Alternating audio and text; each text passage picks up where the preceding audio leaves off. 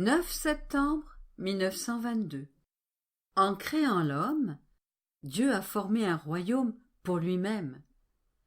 Jésus est content quand il voit dans une créature non seulement l'image de son humanité, mais tout ce que sa divinité a opéré en elle. Mon doux Jésus continue de me parler de sa très sainte volonté. Il me montra son cœur ouvert, d'où sortaient de nombreux filets de lumière, qui allaient blesser toutes les créatures, enveloppant tout dans un halo lumineux. Prenant la parole, il me dit : « Ma fille, en créant le premier homme, j'ai donné le coup d'envoi à la création du genre humain.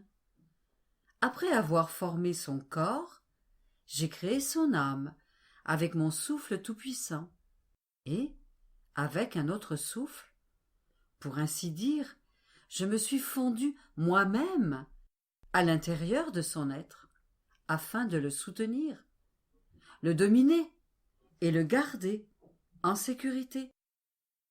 C'est ainsi que j'ai établi mon royaume à l'intérieur de l'homme, à partir duquel, en ma qualité de roi, je devais étendre mes frontières.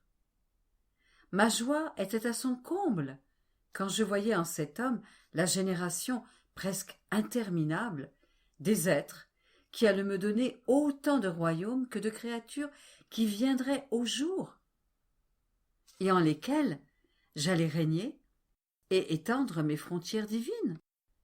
Et tout le bien provenant des autres royaumes devait contribuer à augmenter la gloire et l'honneur du premier royaume, placé en tête des autres, comme acte premier de la création. Mais puisque l'homme est sorti de ma volonté, mon royaume et le sien ont pris fin. De plus, il me foula aux pieds, commença à régner à ma place, et, devenant sa propre idole, forma un règne de vice, de misère et de désastre. À peine né, ma joie mourut et se changea en tristesse. Tu vois, tout le malheur de l'homme vient de son retrait de ma volonté. Notre amour ne s'est pas arrêté là, car je n'ai pas voulu être un Dieu isolé, non. Aussi ai-je voulu descendre du ciel et prendre une humanité semblable à celle du premier homme. Dans cette humanité, j'ai enfermé toute la création, et j'ai lié la volonté humaine de cette humanité à la divine volonté. Ainsi, cette volonté humaine, embrassant toute la création et tous ses actes dans la divine volonté, pourrait se présenter devant mon trône, après avoir triomphé de tous les actes humains, changés par elle en actes de la divine volonté. Résultat, l'humain prendrait possession de la divine volonté, et le divin prendrait possession de l'humain, l'un en ayant autorité sur l'autre. En fait, lorsqu'un être fusionne avec un autre être, si l'un des deux est seigneur, l'autre le devient lui aussi, naturellement. La seule raison pour laquelle j'avais commandé au premier homme de s'abstenir du fruit défendu était que j'attendais de lui qu'il sacrifie sa volonté au profit de la mienne, et que, par ce sacrifice, en unissant sa volonté humaine à la mienne, il pourrait s'emparer de ma volonté, et moi de la sienne, nous permettant à tous deux de régner avec la même puissance, la même sagesse et la même bonté. Je le voulais en aucun point différent de moi, puisqu'il était issu de moi. Il était mon fils, et quel père ne souhaiterait pas que son fils fût aussi riche et heureux que lui? D'autant plus que moi, le Père du ciel, je n'avais rien à perdre en rendant mon fils riche, heureux et régnant comme moi. Ainsi, même si l'homme a rompu le lien entre sa volonté et la mienne, mon amour n'est pas resté silencieux, mais a redoublé d'ardeur. Comme je voulais à tout prix engendrer un autre moi-même, j'ai choisi de prendre chair humaine et de demander à mon humanité de se sacrifier à ma volonté en tout, d'en prendre possession, afin que je puisse réaliser le but de la création de l'homme.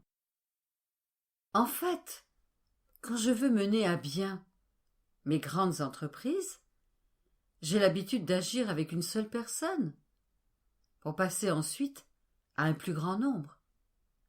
Tous mes desseins n'ont-ils pas échoué à cause d'un seul homme? Voilà pourquoi mon humanité à elle seule devait racheter cet échec. Ainsi, la puissance de ma volonté qui englobait toute la création devait me rendre l'amour, les baisers et les caresses que le premier homme m'avait si brutalement refusés. Mon amour, laissant tomber ses habits de tristesse et de deuil, revêtit des habits de fête et, triomphant, se livra aux plus grands excès et folies de l'amour.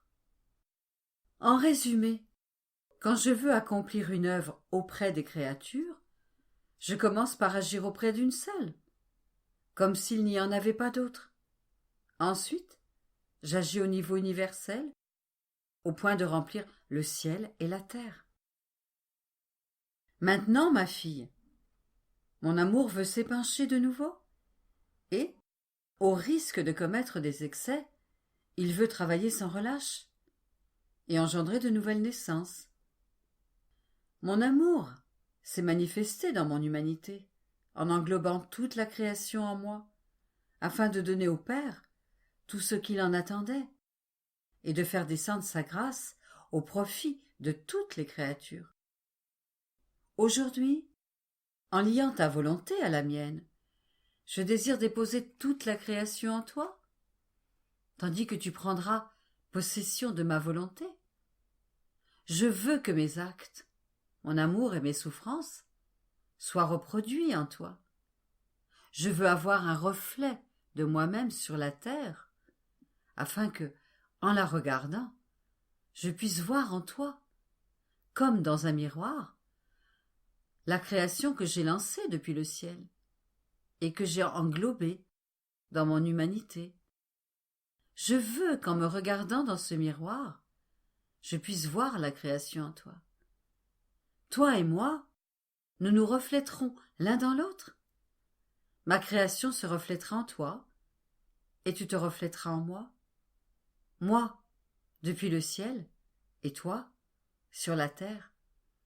Alors mon amour sera satisfait, puisque je verrai dans une créature non seulement l'image de mon humanité, mais tout ce que ma divine volonté y a opéré. Par conséquent, sois attentive et respecte ma volonté.